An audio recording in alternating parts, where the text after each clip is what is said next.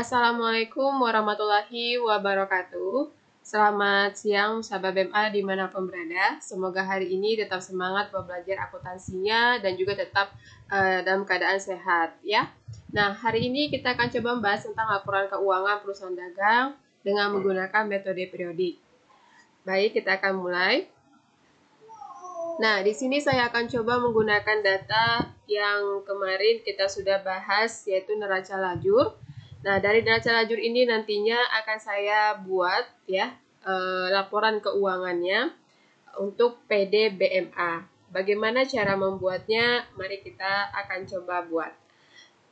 Yang pertama kita akan menyusun laporan keuangan laba rugi ya. Jadi nanti kita akan menggunakan data-data yang ada di kolom laba rugi ini. Jadi semua data yang ada di sini nanti akan saya pergunakan untuk menyusun laporan laba ruginya.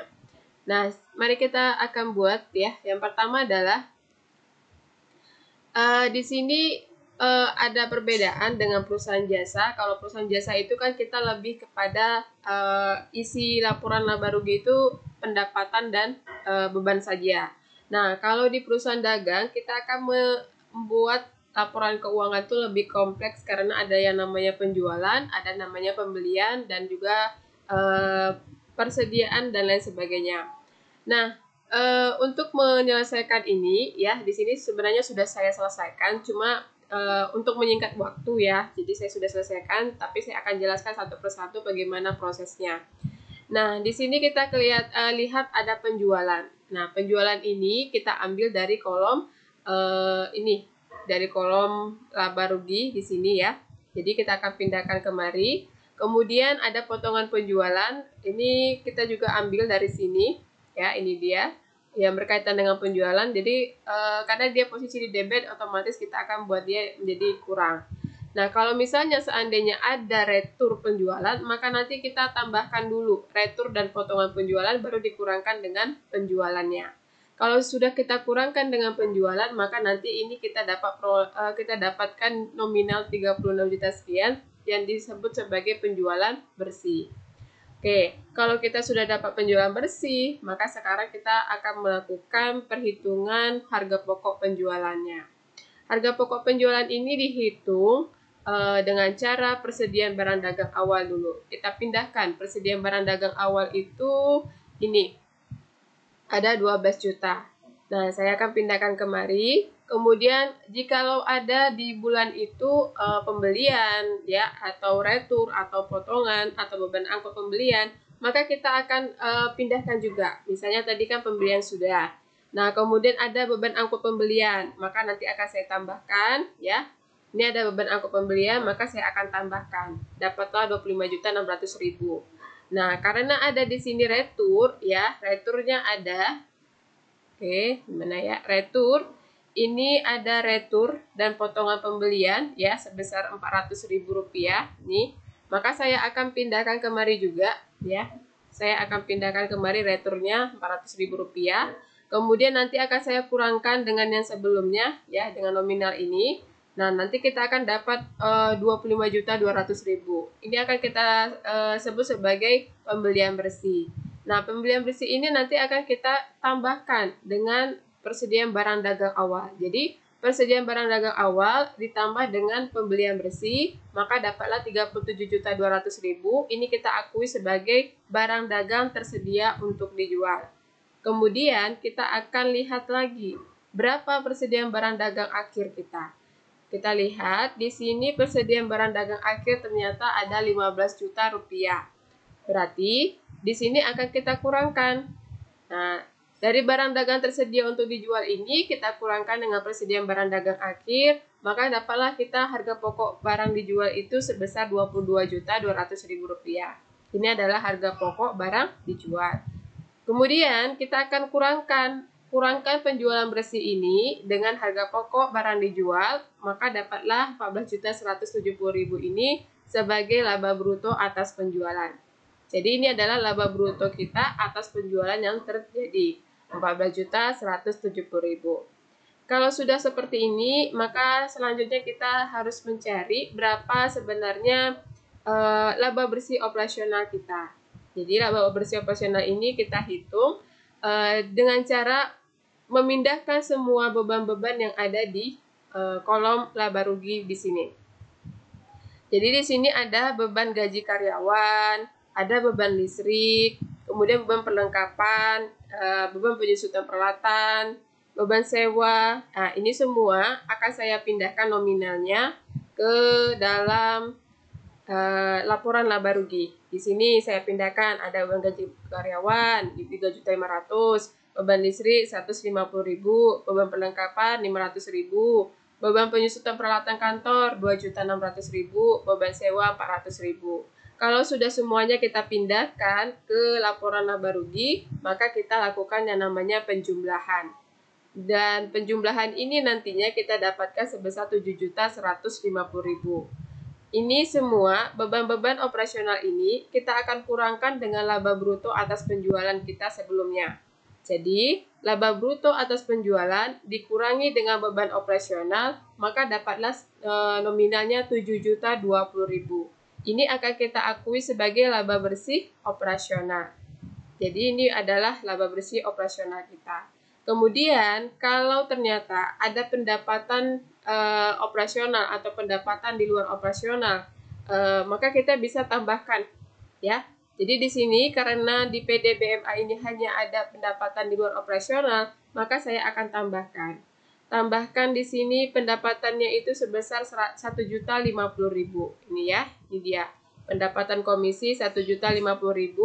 Kemudian saya pindahkan kemari 1.050.000 ya, pendapatan komisi.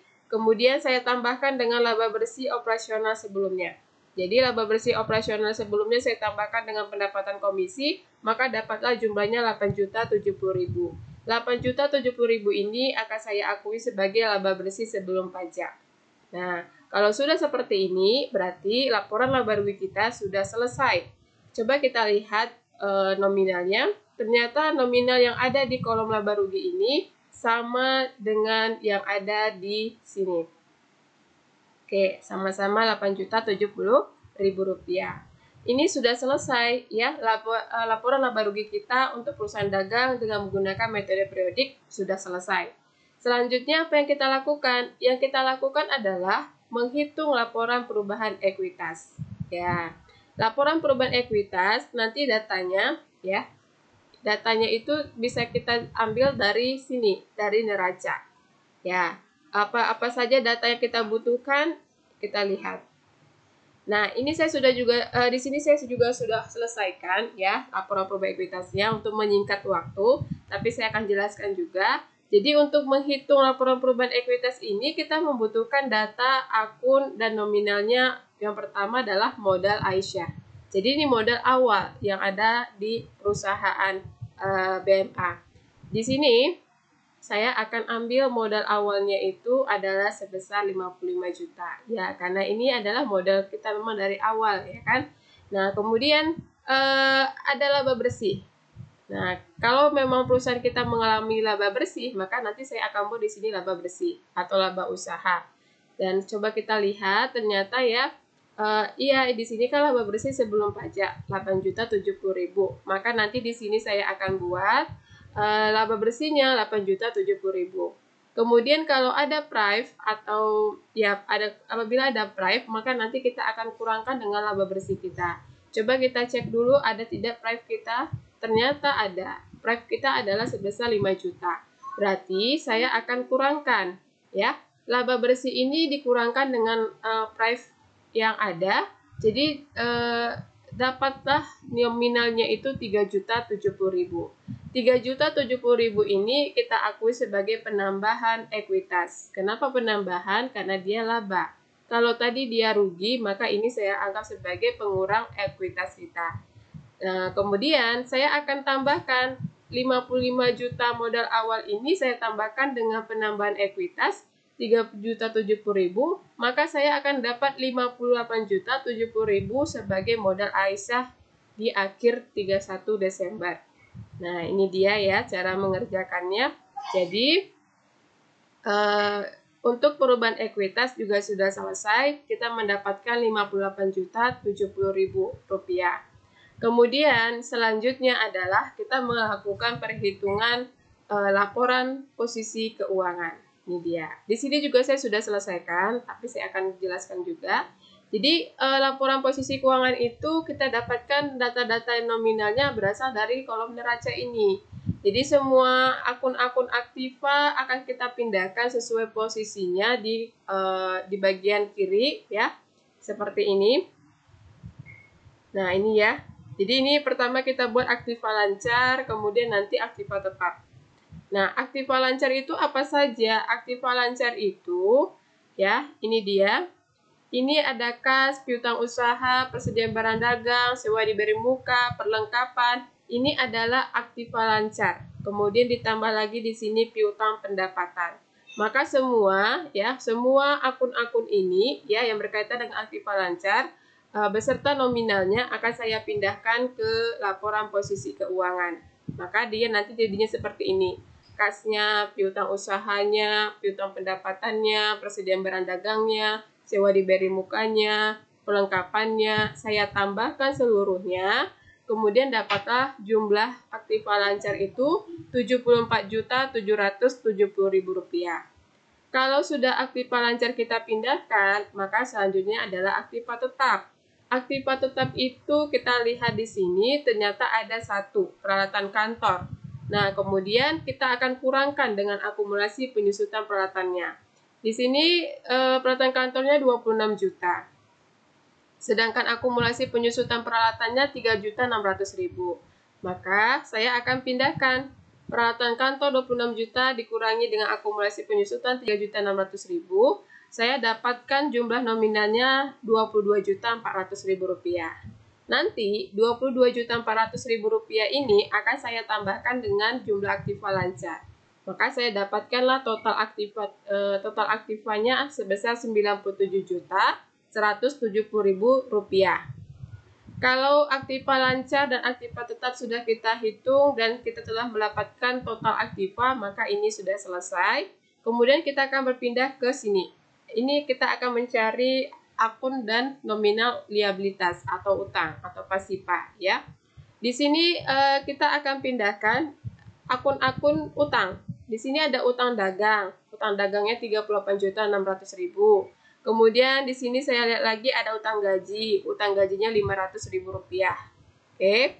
Kemudian saya akan pindahkan ke laporan posisi keuangan. Ini utang dagang, ini utang gajinya. Kemudian saya tambahkan kedua-duanya, dapatlah Rp39.100.000.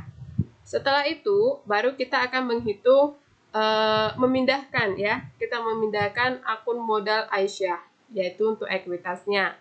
Di sini saya ambil datanya dari laporan perubahan ekuitas ini.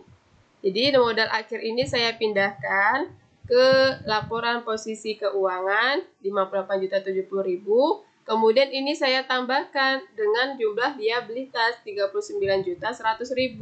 Dapatlah nominalnya Rp97.170.000. Oke, jadi ini liabilitas dan ekuitas sudah selesai. Total liabilitas dan ekuitas juga sudah kita dapatkan. Dan ketika kita lihat total aktiva dengan total liabilitas dan ekuitas ternyata jumlahnya sama. Berarti ini sudah seimbang dan aktivitas penyusunan laporan posisi keuangan kita juga sudah dinyatakan benar dan selesai. Oke, jadi buat sahabat BMA dimanapun berada, seperti inilah cara kita melakukan penyusunan laporan keuangan perusahaan dagang ketika menggunakan metode Prodikt. Jadi, laporan posisi keuangan yang saya jelaskan di sini ada 3. Yang pertama itu adalah laporan laba rugi. Kita sudah mendapatkan hasilnya, ternyata perusahaan PD BMA itu mengalami laba sebesar Rp8.070.000. Kemudian kita menghitung laporan perubahan ekuitas dan ternyata modal akhirnya itu kita dapatkan Rp58.070.000. Dan terakhir kita akan menyusun laporan posisi keuangan.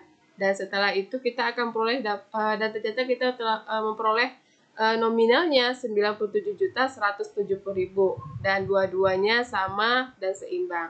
Berarti tidak ada yang susah saya rasa ya dalam melakukan penyusunan ini. Yang penting kita pahami dulu alur-alurnya, kemudian kalau kita sudah memperoleh datanya lengkap, maka ini tidak akan sulit. Jadi, ketika datanya sudah ada, maka menyusun laporan keuangan itu pasti sangatlah mudah. Di sini saya menggunakan datanya berasal dari neraca lajur. Jikalau kita mau menggunakan di luar dari neraca lajur juga bisa, yaitu apabila kita memperoleh data neraca saldo setelah disesuaikan. Jadi kalau misalnya kita tidak mau nyusun neraca lajur, tapi kita punya data neraca saldo setelah disesuaikan, maka bisa ya kita bisa langsung juga menyusun laporan keuangannya. Jadi tidak mesti harus dari neraca lajur juga boleh. Yang penting kita punya data neraca saldo setelah disesuaikan. Data neraca saldo setelah disesuaikan inilah nantinya yang akan kita fungsikan untuk menyusun ketiga laporan yang saya katakan tadi. Ada laporan laba rugi, ada laporan perubahan ekuitas, ada laporan posisi keuangan. Baik sahabat BMA dimanapun berada, saya rasa cukup sekian penjelasan saya terkait dengan laporan keuangan perusahaan dagang dengan menggunakan metode periodik. Sampai ketemu lagi di penjelasan berikutnya ya. Assalamualaikum warahmatullahi wabarakatuh. Selamat siang.